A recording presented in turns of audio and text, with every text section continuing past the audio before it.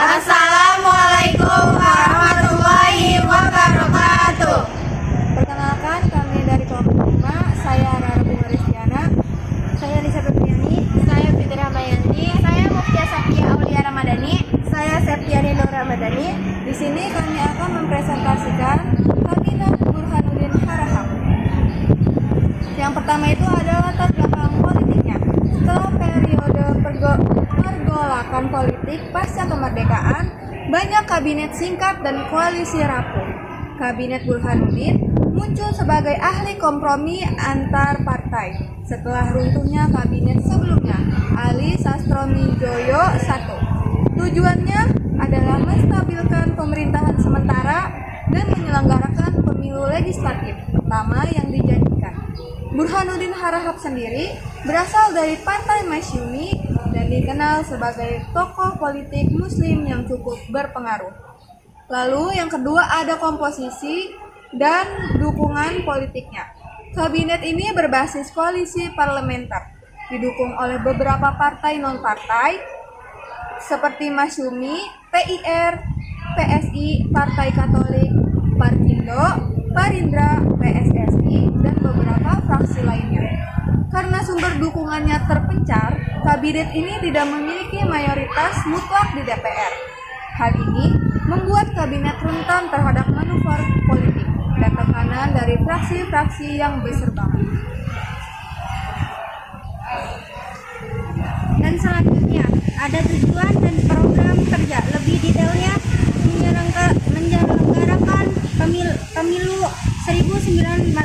Fokus utama meningkatkan mekanik teknik, pendaftaran pemilih, logistik, pembagian daerah pemilihan, menyelenggarakan pemilu agar pemilu berlangsung adil, bebas dan teratur. Alasan pemilu dipandang sebagai jalan menuju legitimasi politik dan perlatihan kekuasaan berdasarkan surat rakyat. Nomor 2-nya itu menegakkan hukum dan mempertahankan korupsi, meningkatkan pejabat dan diduga korupsi. Contoh tingkatnya tegas terhadap Jodri Godosumo.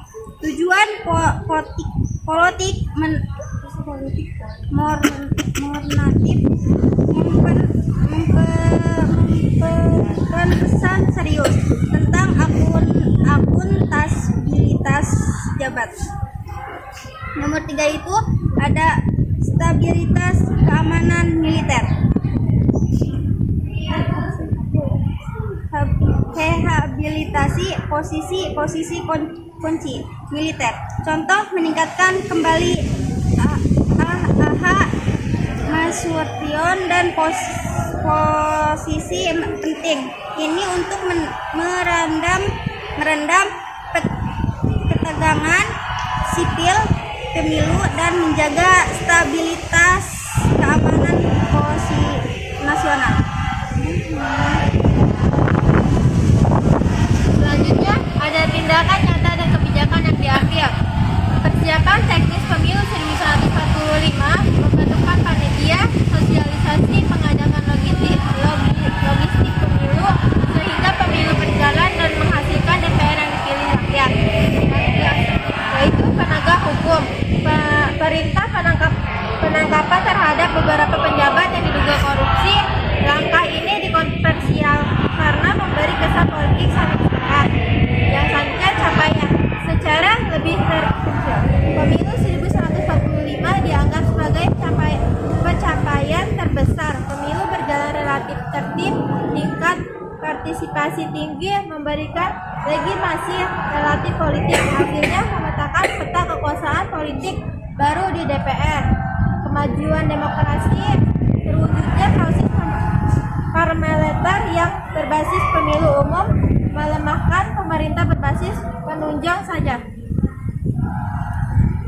Selanjutnya ada dinamika internal dan masalah besar, yaitu 1. Koalisi rapuh. Partai mendukung berbasis kecil-kecil sehingga sulit mengambil keputusan besar tanpa kompromi panjang. Yang kedua, ada mutasi dan pergantian pejabat.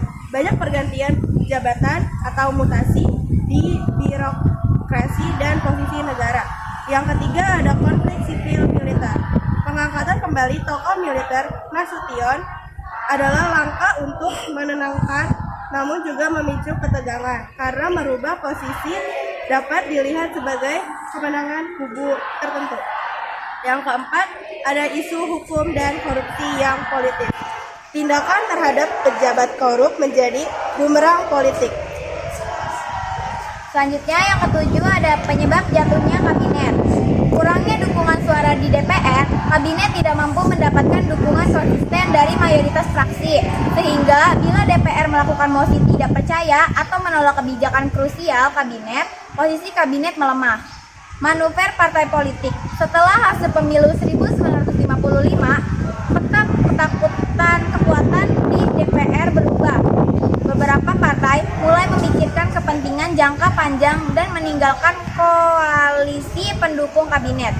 Ketidakpuasan internal, mutasi besar-besaran, dan kebijakan yang terkesan terburu-buru memicu ketidakpuasan birokrat dan militer. Tekanan tambahan pada kabinet. Isu legitimasi dan stabilitas pemerintahan. Kombinasi tekanan parlemen, friksi internal, dan opini publik membuat kabinet sulit bertahan lama. Yang kedelapan, ada dampak dan warisan. Memperkuat proses demokrasi parlementer. Sukses menyelenggarakan pemilu 1955 memberi dasar legitimasi politik baru yang penting bagi sejarah demokrasi Indonesia.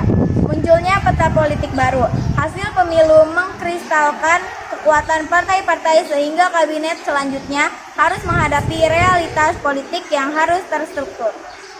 Pelajaran tentang koalisi kabinet ini menjadi contoh bagaimana kabinet berbasis banyak partai kecil rentan. Pelajaran penting bagi pembentukan kabinet selanjutnya untuk meraih stabilitas.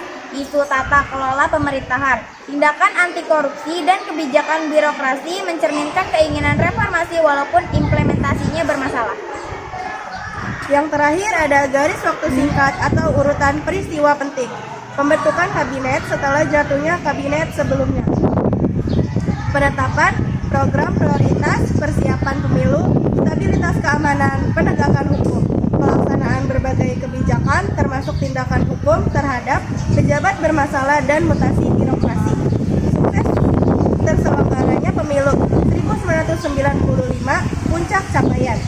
Pergeseran dukungan politik di DPR pasca pemilu, meningkatnya tekanan, resesi dukungan, dan akhirnya jatuhnya kabinet berhenti menjabat. Cukup sekian presentasi dari kami, kurang lebihnya mohon maaf. Wassalamualaikum.